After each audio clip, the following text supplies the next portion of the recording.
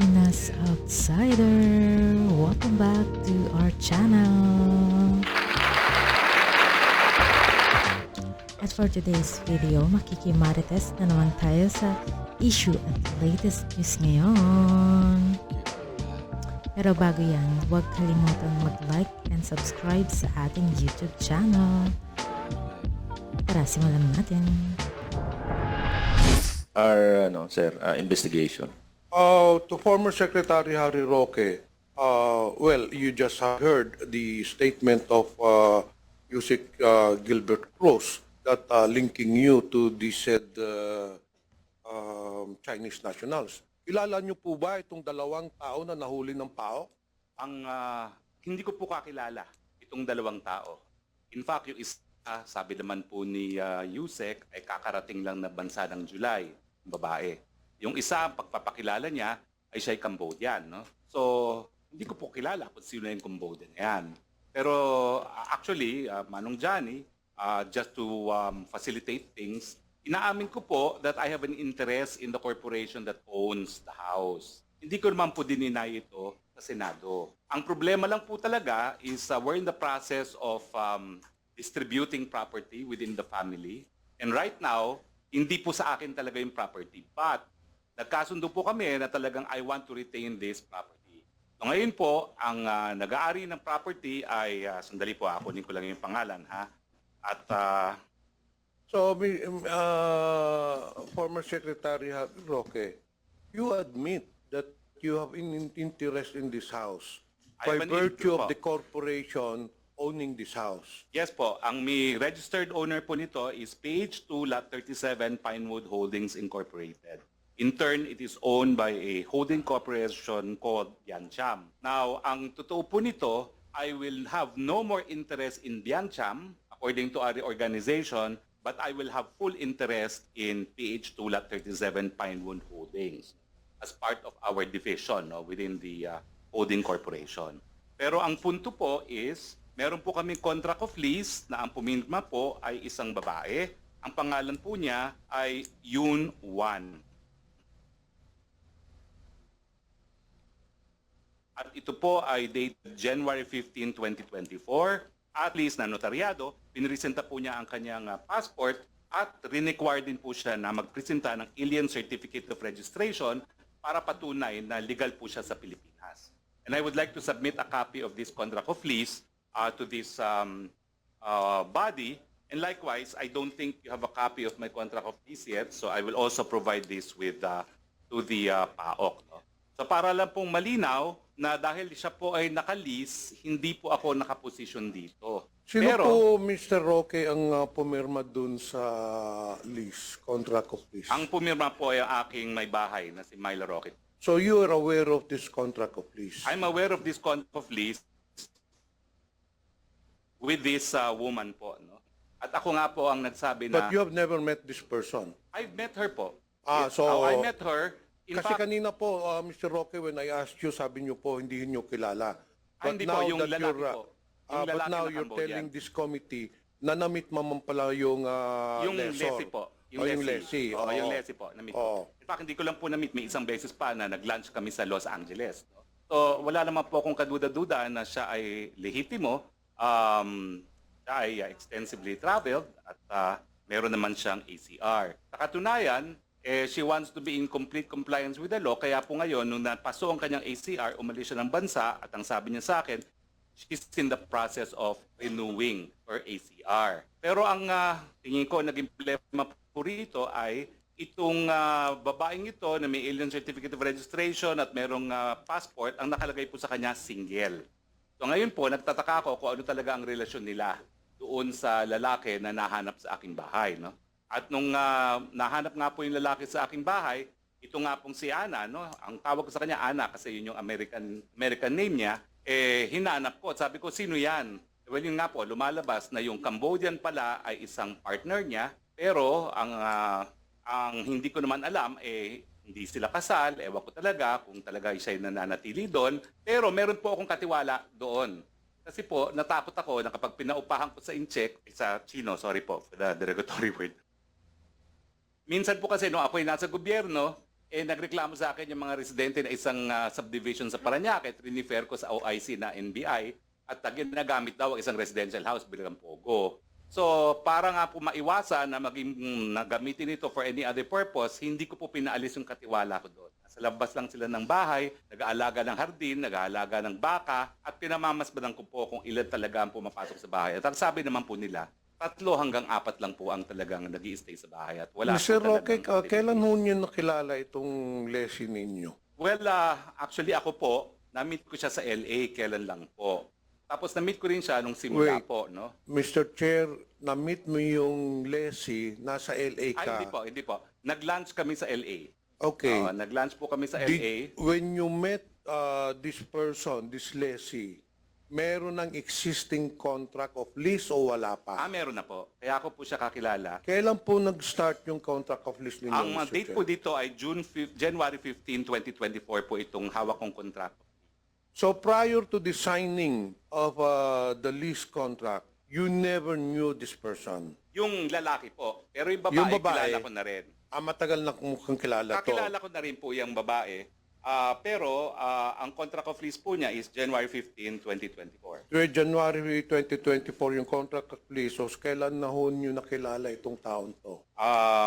Hindi naman po matagal. Kailan lang din po. Hindi ko lang po maalala talaga kung kailan. Pero kasi matagal na nilang gusto i-lease yung property.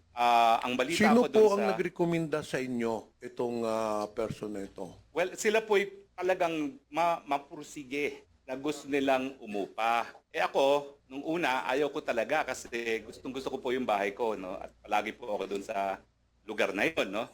Pero nagpupumilit at ang nangyari, ako naman po ay nandito na sa Manila. Sabi ko, sayang naman, nabubulok. Sige, paupahan na, no? So, ito po, isasubmit ko po yung aking contract of lease. Yes, please do. Pero Mr. Chair, Vice Chair, can we also have the copies of those, Secretary Roque, yung incorporators?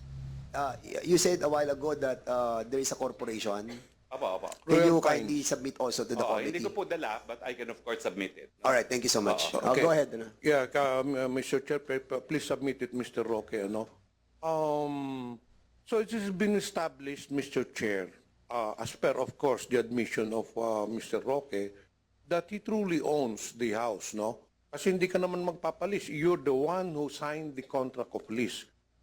Well, we have Yung an wife interest mo, in the ikaw corporation po. nagpirma. Yung wife ko po, But hindi you ko po already tinatanggi admitted, naman yan, you no? already admitted earlier that Hindi ko by naman po. virtue of your owning the corporation Yes po. which owned the house, so literally, kayo po may-ari nun. Now, Well, my the question corporation, is, Mr. Roque, since kayo naman ang may-ari nun, pinupuntahan din naman ninyo yon. I'm very sure, according to Mr. Cruz, doon sa mga neighborhood, nakikita po yung presence ninyo. Did you not do any due diligence getting the background of this lessee? I did po by asking for the alien certificate of registration. Hindi po ninyo tinanong kung saang negosyo, ano ba negosyo nila? Well, ang, Because it seems that very oo. clear, kaya hinuli yan, i-involve talaga sa illegal pogo. Ay, hindi po. Inuli po yan at ako po yung nakipag-ugnayan na sa Chinese Embassy rin dahil may wanted pala siya for financial fraud.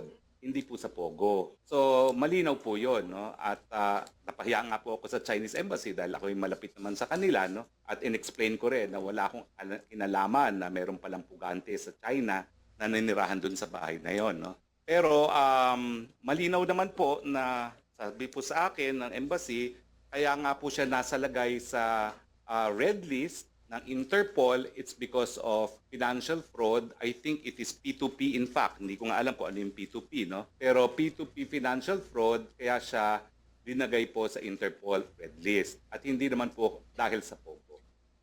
So, At, Mr. Roque, Mr. Chair, wala kayong previous dealings nitong lessee? Wala po, wala po. May I ask Yusek Gilbert Cruz? Well, it has already been established, it has already been said, it's in the record that Mr. Roque owns the house. Do you think, Yusek Cruz, that Mr. Harry Roque is a person of interest, considering that the per lessee who is leasing his house is involved in illegal activities, do you think that Mr. Harry Roque will be a subject of investigation or should be investigated? With this development, sir, we will include former spokesperson Harry Roque in our investigation. But of course, sir, we need documents coming from all the agencies involved to prove the ownership of the property. Okay, we will let you finish your investigation, ongoing pa man ang ano. Now let me go to the last matter. Masali na lang ako, Mr. Chair. Yesterday, Chairman Al Tenco was interviewed in Head Start. And he said that sometime last year, I don't know, last year or this year, that Mr. Harry Roque accompanied Miss Cassandra Leong to PAGCOR to assist her in the renewal of their license. Totoo po ba yun, Mr. Harry Roque? Manong Johnny, kung hindi po yun ang sinabi ni Chairman Altenco. But I saw it. Pero Hindi naman sa- nanood ako kahapon. That's all I did. Oo. Sa Before Senado- going to Manong, we can call May I Mr. remind Altenco, wait. and we can excuse me, Vice retrieve the files of the interview. It was very clear. Mr. Altenco said during the interview na Mr. Harry Roque accompanied Cassandra Leong with regards on the request for the renewal of their license because by $500,000 na hindi nabayaran, kaya hindi ma-process yung license nila. And I don't think Mr. Altenco will go on nationwide TV telling lies. So we can retrieve that file of that interview. So you can tanong ko po, Mr. Harry Roque, totoo po ba yun? Attorney Roque, resource speakers, a reminder to address the chair. yes, Thank you so much. Mr. Chair, hindi po. 2 beses na po nag-testify si Chairman Altenco at nandito po si Attorney Fernandez na kasama po doon sa meeting. Hindi po ako lumapit kay Chairman Altenco on July 26, 2023 para kumuha ng lisensya. Linapit ko po siya, yung Cassandra Ong, para po magkaroon ng rescheduling of payment sa mga pagkakautang di umano dahil na-dispalkuhan yung Lucky South ng pambayad sa PAGCOR. Binigay daw po nila di umano sa kanilang representative sa PAGCOR na si Dennis Cunana yung pera at na-dispalko. At ito naman po ay 2 beses inulit Mr. Chair, ni Mr. Chairman Harry Roque, it Tangco po. pertains to the same thing. Ay. Sinasabi nyo, ang dinideny, ang tinanong ko sa inyo, totoo ba na nagsama kayo? Totoo po, yun sinamahan po, ko yun po. po ang tanong ko. Opo, pero- Now, ang sinasabi nyo, you are denying na hindi dahil dun sa renewal ng license, dun Tama sa po. bayad. But it's still the same issue dahil you cannot renew your license until such time that the $500,000 will be paid. So ganun din po ang objective noon. Kaya sinamahan nyo siya para matulungan na mabayaran yung $500,000, but the ultimate objective is for the renewal of the license. Hindi po ba?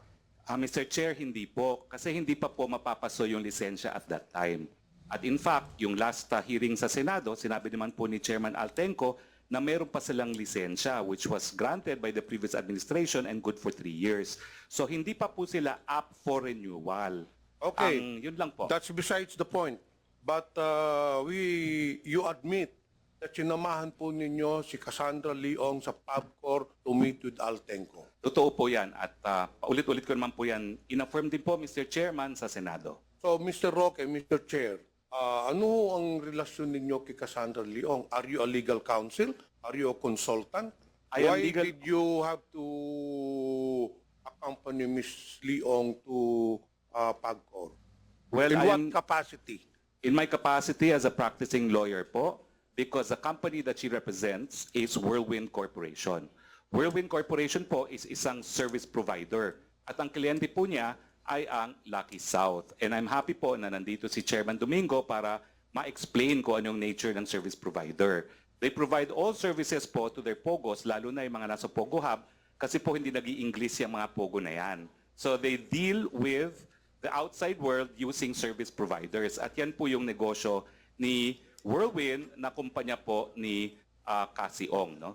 At yung panahon nga po noon, ang problema nila, yung representante nila sa PAGCOR mismo, di umano, ang kanilang naging problema. So ako naman po, in-accommodate ko naman po dahil alam ko na parang nabiktima naman itong mga taong ito. At yun nga po, ang hiningi namin kung po pwedeng bayaran yung obligasyon na gives, no, by installment basis. Pero wala pa pong usaping lisensya nung panahon na yon. Mr. Chair, Mr. Roque, Interjection lang, Vice Chair. Ikapraso lang. Just wanted to find out the Whirlwind Corporation Whirlwind Corporation is a realty development corporation. Am I correct? Tama po yan, Mr. Chair. At kaya po ako unang nakilala yan matapos ang eleksyon, ang nagpakilala po sa akin, sila daw ay mag-i-invest sa mga renewable energy projects. Pero, former Secretary Roque, hindi sila nagpo-provide. No service hindi sila service provider, in other words. Kasi dito ata sa incorporation nila, it's all about realty development. So, I was confused kung nagpo-provide sila ng service, ang Whirlwind. Apo. Well, again, apo. Nagpo-provide sila sa... Wait, sandali ha. Because in accordance with the SEC, ano lang po sila? Realty development. So, why are they providing services? Sila po ang umupa dun sa lupa, sa Porac, at sila po ang nagpagawa ng mga buildings. At sila po ang Yes. nagpapaupa sa Lucky South. Yes, So, correct. yung by being a service provider, at alam ko po naman po, ang patakaran ng mga ibang service provider, ganyan rin, sila nagbibigay ng physical infrastructure, pati computer sila nagbibigay, at iba pang mga serbisyo dun sa mga nag-ooperate ng Pogo, kasi mga Pogo talaga, mga Chino, at dun sila talaga sa electronic gambling na involved. So, aside from the realty development, they provide services as well. Tama po yan. At kaya But nga in po, relation to their SEC, ang purpose lang nila is specifically for development ng properties. So, I think there are some violation with regards to the delivering services as well. hindi ko pa because- po Mr. Chair, hindi ko pa po nakikita yung articles nila, pero totoo po na they are first and foremost a real It's here, estate company. Secretary Roque. The amended articles of incorporation of Whirlwind Corporation is primarily to engage in realty development. That's their purpose. Tama po. Mr. So, Chair, Kung sila po ay nagbibigay ng ibang serbisyo, then it's beyond their corporate responsibility nila. normally Diba? po, merong primary at merong secondary. So it could be covered by a secondary purpose po, no?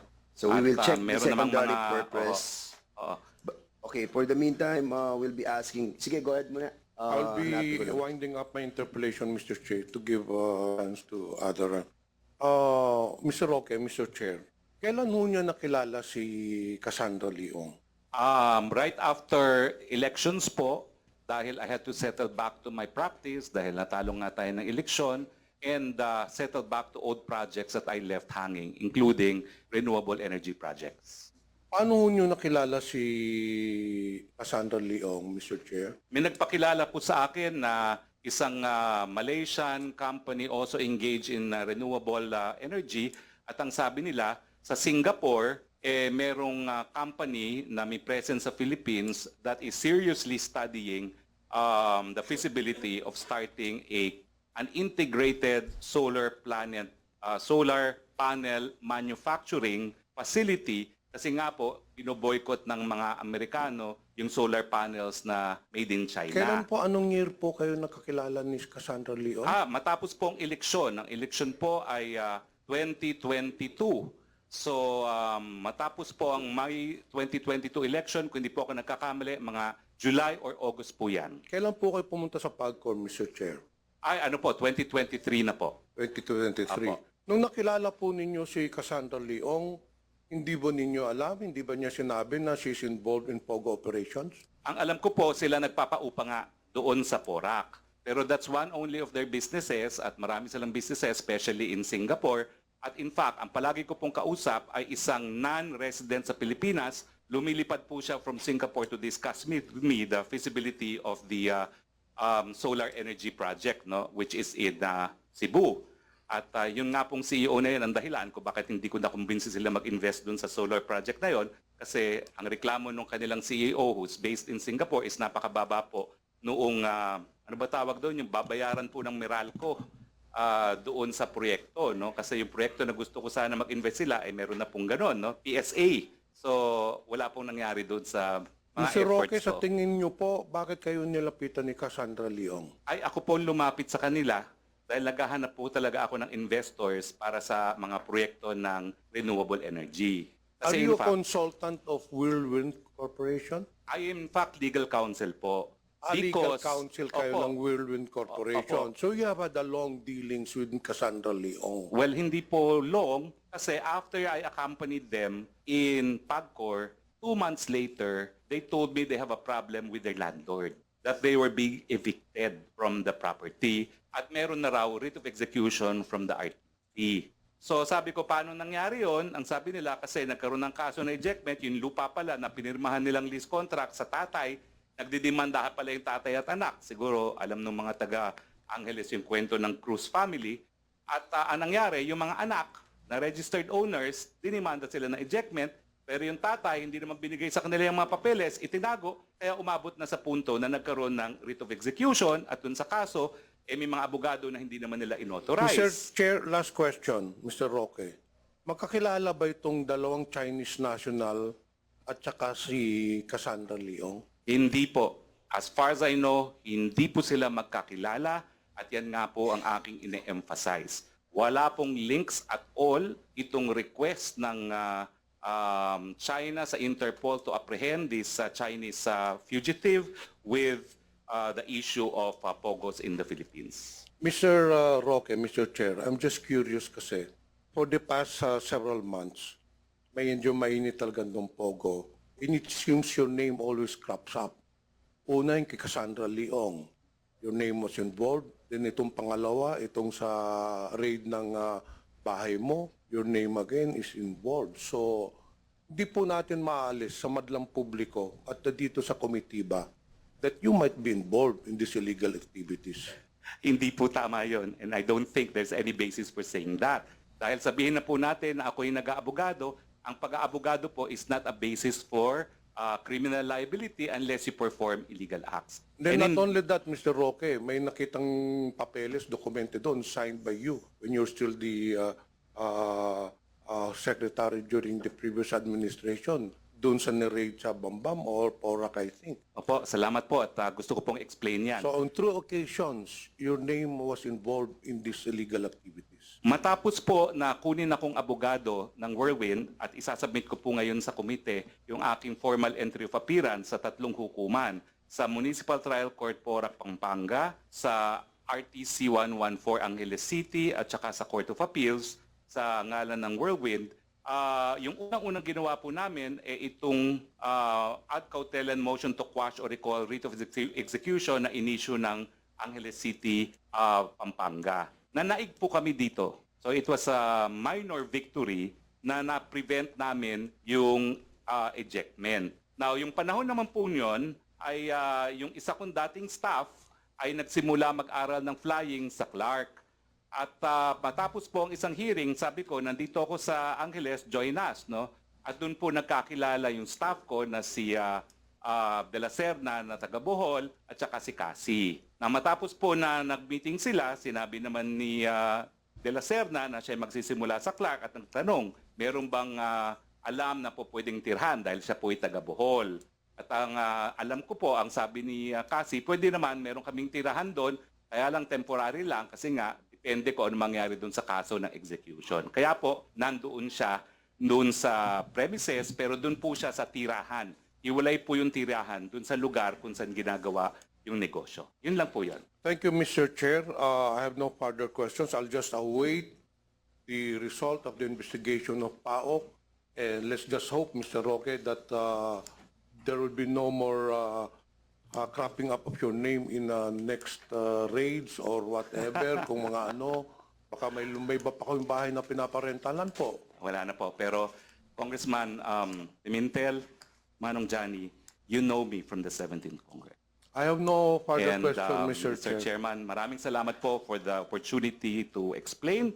And of course, I'd like to thank you for this privilege to come back to what I consider as my home, the House of Representatives. Maraming Yes, salamat po. a former colleague, Congressman, the former Congressman Harry Roque. We have our, sir, investigation. To